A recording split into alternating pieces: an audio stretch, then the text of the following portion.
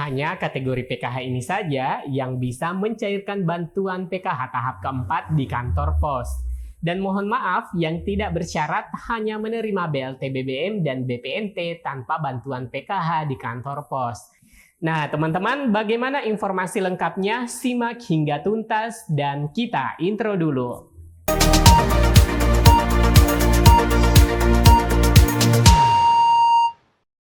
Assalamualaikum warahmatullahi wabarakatuh.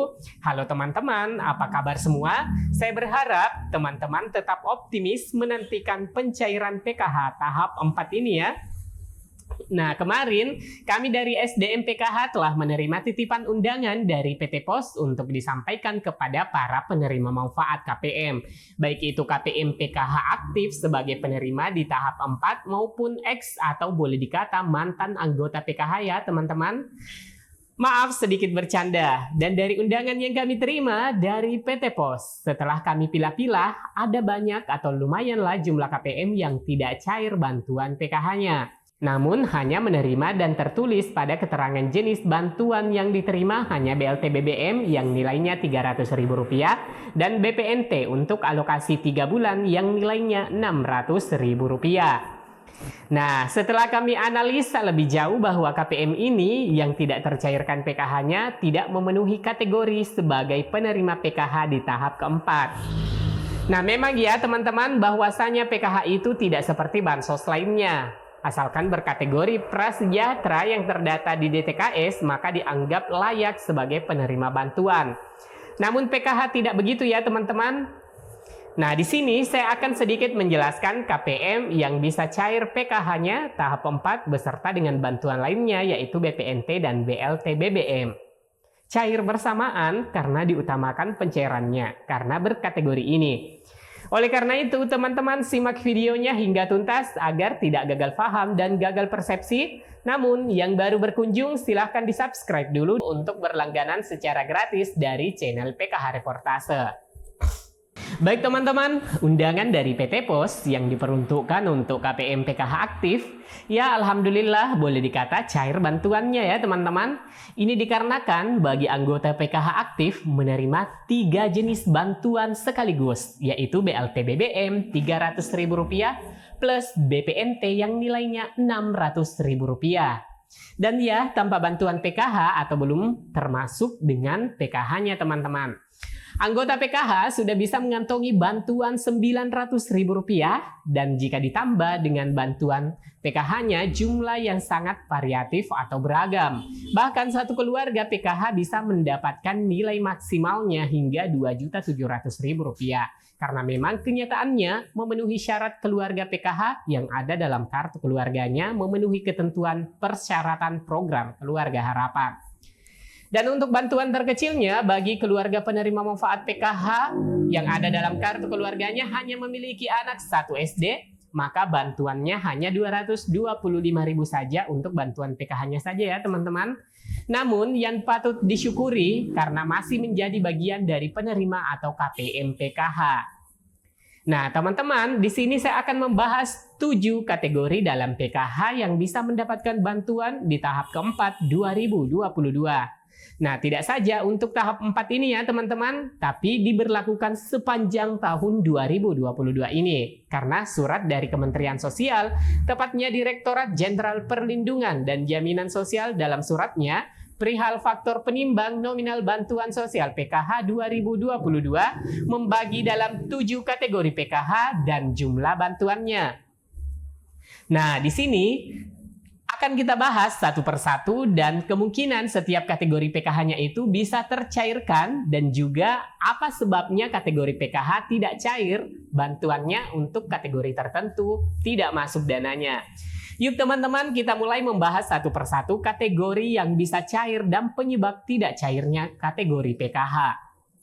Agar teman-teman bisa mendapatkan solusi di setiap kategori yang belum beruntun masuk dalam pencairan tahap 4 nantinya. Nah, yang pertama, komponen kesehatan ibu hamil. Jika dulunya pada tahun 2021, teman-teman diinput oleh pendamping jadi KPM cukup melaporkan ke pendamping bulan kehamilannya. Dan pendamping mengupdate-nya di aplikasi EPKH sehingga bantuan untuk ibu hamil ini terbayarkan. Nah, sekarang ini banyak dikeluhkan oleh teman-teman kita bahwa bantuan ibu hamilnya tidak masuk. Nah, kenapa demikian? Karena saat ini pendamping tidak lagi menginput langsung di aplikasi EPKH, tetapi membutuhkan keterlibatan KPM sendiri untuk melakukan updating data pada 6NG ya, teman-teman. Jadi, pada peralihan dari EPKH ke aplikasi 6NG yang belum mengakomodasi pada tahap 1-2 lalu, dan untuk tahap 4 ini dikarenakan sebelumnya memang belum ada menu pada 6NG untuk memasukkan data ibu hamil. Namun beberapa bulan kemarin sudah bisa dilakukan, tetapi KPM harus melaporkannya ke operator 6NG, baik itu operator di desa maupun di Dinas Sosial Kabupaten, melaporkan bulan kehamilannya agar diinput atau dimasukkan datanya pada aplikasi 6NG, agar bantuan bisa masuk pada data bayar tahap keempat. Selanjutnya teman-teman, yang kedua, komponen kesehatan untuk anak prasekolah atau anak usia dini. Umur anak usia dini yang bisa mendapatkan bantuan adalah umur 0 sampai dengan 6 tahun. Jadi, usia dini atau usia prasekolah di sini banyak juga ya yang mengeluhkan bahwa kok anak balitanya tidak masuk. Padahal teman-teman perlu mengetahui bahwa anak usia dini PKH itu adalah 6 tahun 0 bulan. Jadi, pada saat closing pusat untuk tahap 4, jika usia anak melewati 6 tahun 0 bulan, anggaplah lewat 1 hari saja, pada saat closing penghitungan bantuan tahap 4, maka tidak lagi tergolong menjadi anak usia dini kategori PKH. Dan tentunya tidak akan masuk bantuannya untuk anak usia dininya. Jadi agar teman-teman tidak heran, cobalah pastikan bahwa anak prasekolahnya itu masuk usia rentang 0 sampai dengan 6 tahun. Dan perlu diperhatikan juga bahwa anak usia dini ini harus sudah terdaftar dalam kartu keluarga dan aktif NIK-nya pada Dukcapil. Lanjut yang ketiga, untuk komponen pendidikan, baik itu kategori SD, SMP, SMA.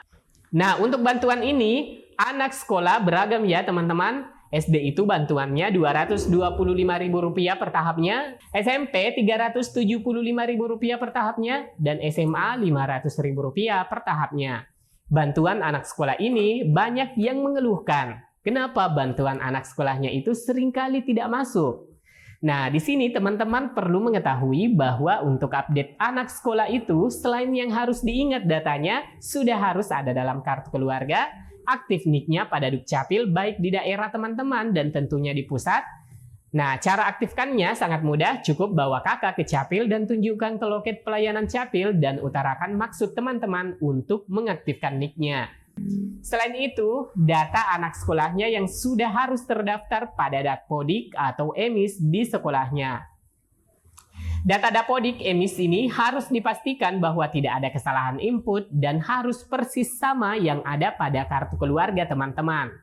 Selanjutnya komponen kesejahteraan sosial. Nah, untuk komponen kesejahteraan sosial dalam PKH itu terdiri dari 2 kategori ya teman-teman.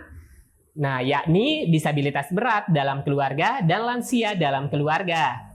Jadi di sini komponen lansia biasanya itu mendapatkan bantuan Rp2.400.000 per tahunnya atau per tahapnya Rp600.000 ya teman-teman. Nah, apa sebabnya tidak masuk bantuannya untuk kategori lansia ini? Ini dikarenakan karena memiliki kartu keluarga yang boleh dikata sudah usang atau tidak pernah diperbaharui. Begitupun dengan disabilitas berat. Dan selanjutnya untuk komponen kesejahteraan sosial disabilitas, bantuan disabilitasnya juga sering tidak masuk karena kondisinya mungkin sama dengan lansia tadi. Keterbatasan fisik sehingga tidak melakukan updating pada kantor catatan sipil atau Capil ya teman-teman. Nah, ini bantuan untuk disabilitas Rp2.400.000 per tahunnya atau Rp600.000 per tahapnya. Selain itu, di sini karena disabilitas berat, jika dulunya diupdate melalui EPKH, sekarang harus melakukan update melalui operator 6NG di desa ataupun dinas sosial. Jadi, penerima manfaat atau pengurusnya harus melaporkan jenis disabilitas anak pada operator 6NG. Nah, jika tidak dilaporkan bahwa si anak ini memiliki cacat fisik, maka tidak akan terlapor pada aplikasi 6NG. Dan secara otomatis, bantuan disabilitasnya tidak masuk pada tahap 4. Baik teman-teman, demikian video kali ini dengan topik hanya kategori PKH ini saja yang bisa mencairkan bantuan PKH-nya tahap 4 di kantor pos.